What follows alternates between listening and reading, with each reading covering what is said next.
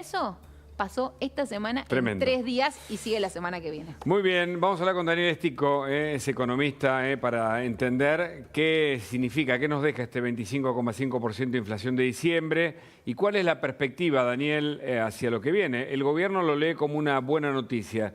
¿Es así?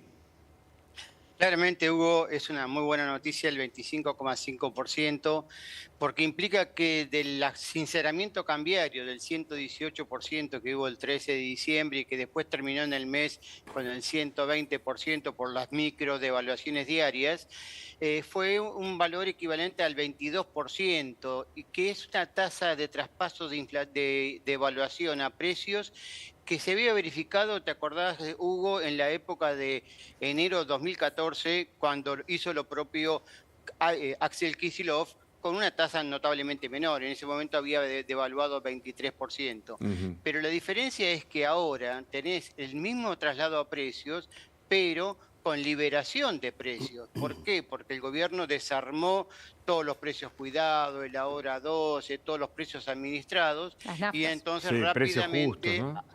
Los precios justos, sí. el precio de los combustibles que ajustaron rápidamente. ¿Y eso qué significa, Daniel? Y por lo tanto quiere decir que, a diferencia del pasado, haber tenido una inflación de solo el 25%, realmente, como dijo el presidente Milei, de esa óptica es un numerazo. Ahora, claramente, Estico, entre comillas, porque tal? obviamente los bolsillos se deterioran fuertemente, ¿no? Claro, eso le quería preguntar. Paula Rossi acá lo saluda.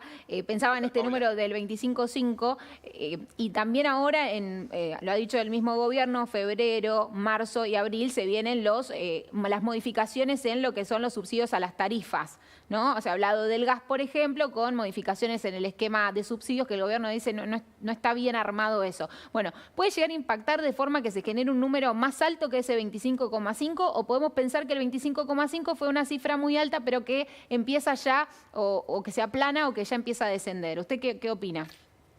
Bueno, el relevamiento de expectativas de mercado del Banco Central que se dio a conocer ayer mantiene para enero una tasa similar a diciembre del orden del 25%.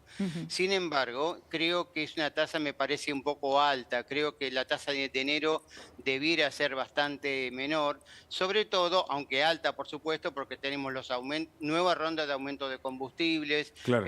aumento de prepagas, aumento de expensas, aumento en los garajes. Hay un montón de aumentos que habían quedado postergados, pero también estamos viendo que el caso más emblemático es el de la carne, que hubo sectores que ajustaron sobremanera y como vieron que el mercado se contrajo, ustedes recordarán que la semana pasada CAME estimó una caída de las ventas en las pymes del 13,7%.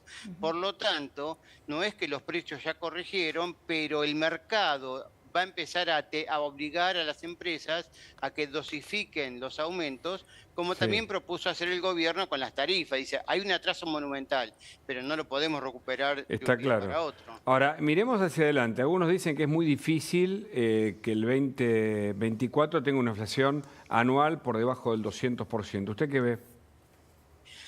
Yo creo que me parece que está mirando todavía la economía con el espejo retrovisor. ¿Por qué? Porque es la primera vez en muchos años, te diría en 50, 70 años, que el plan que encaró el gobierno tiene dos anclas que son muy poderosas.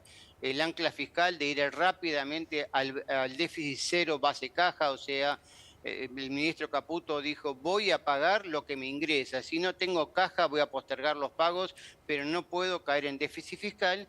Y está acompañado con otra ancla muy poderosa, como es el Banco Central no va a emitir más para financiar al Tesoro. Eso no quiere decir que no va a crecer la oferta monetaria porque hay liquidación de exportaciones. Eso frena la economía, ¿no es cierto, Daniel? Eso la frena, genera, evita la distorsión y la fantasía en la que vivimos hasta acá. Ahora bien, eso suponiendo que ocurre durante todo el año, en algún momento, ¿cómo crece la economía? ¿Se pueden reactivar las pymes? ¿Se pueden esperar inversiones? Bueno, por eso es fundamental un poco lo que venían analizando con Berti Venegas Sí, Linde que hace acá está unos escuchando minutos. y asiente también, sí. Claro, en la medida en que el Congreso, sobre todo la oposición y en particular los de la coalición que permitieron que Javier Milei llegara al gobierno con el 55, 56% de los votos en el balotaje, aprueben las medidas de reforma. El DNU, si uno lo analiza bien, lo que pasa es que en la Argentina lamentablemente hay poca comprensión de texto dentro de muchos legisladores porque incluso ni siquiera lo han leído, como quedó demostrado estos días. El DNU de 70 básicamente es todo desregular, todo sacar todas prohibiciones, restricciones, no pone ninguna imposición. Y lo que es la ley ómnibus o la ley bases para una economía mejor, el título es medio complicado, Bases y principios, ¿no es cierto? Base y punto de bases y partida. principios, Base y punto de ahí partida. Para la tiene, libertad de los argentinos. Claro.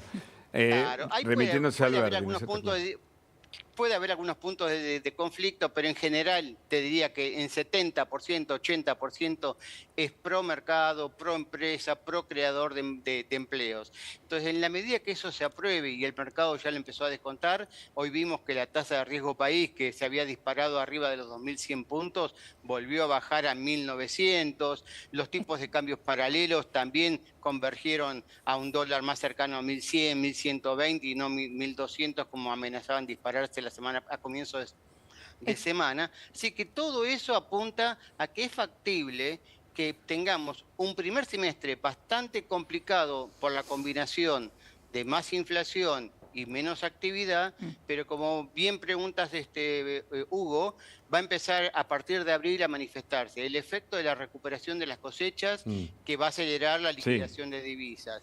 Claro. La reactivación de las medidas que funcionen las desregulaciones, todas las inversiones en sectores muy dinámicos como vaca muerta, la industria minera e incluso la industria pesquera, que hay conflictos ahí porque me parece que muchos no entendieron de qué sirve una zona económica exclusiva para la pesca en el mar Austral si después es violada por flotas extranjeras que no respetan ese límite y usurpan Bueno, nuestra pero riqueza hídrica, después ¿no? de las Entonces, 200 millas. Y fue algo que se rectificó, entiendo. Sí, el entiendo gobierno. que el Sí, planteo sí, era sí. lógico porque el gobierno incluso dijo que iba a modificar para que se entienda Claro, mejor la claro. legislación. Ahora, Stico, yo lo escucho y hay sectores que son detractores de este gobierno que dicen, no, con estas reformas esto es liquidar a las pymes porque se abren las importaciones y las pymes no van a poder sobrevivir con esa competencia de lo que llega.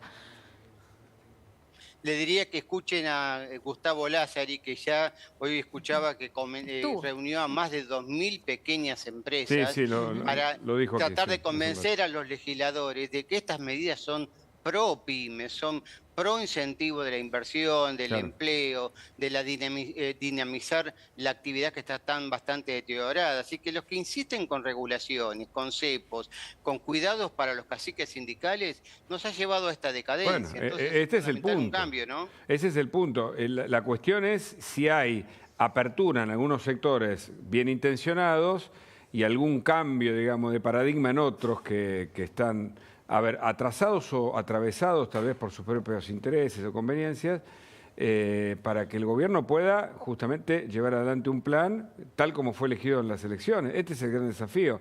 Yo no sé si el mundo mira todavía la inseguridad jurídica de la Argentina con preocupación o ya hay alguno que dice, ojo que la Argentina cambió, no sé si Elon Musk, pero algún otro que dice, che, es hora de ir a la Argentina. Pienso en grandes marcas, por ejemplo.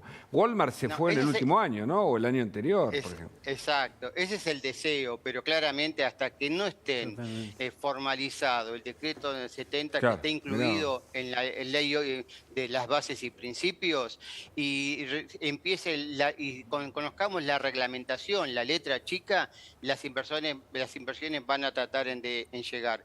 Y aparte hay que decirle a esos detractores que luego tienen la instancia legislativa para eventualmente presentar proyectos correctivos. Yo les pregunto a ustedes, en los últimos 40 años, para no ir más atrás, de regreso a la democracia, ¿cuántos proyectos fundamentales surgieron de base del Congreso Nacional. Las mayores medidas transformadoras surgieron siempre de la mano del Poder Ejecutivo. Y bueno, está Entonces, bien, si está quieren cambiar, que presenten proyectos que sean superadores, pero lo cierto es que hace 12 años que la economía no crece, el empleo asalariado privado no crece y tenemos empresas muy chiquitas que son poco productivas y eficientes. Y eso hay que revertirlo.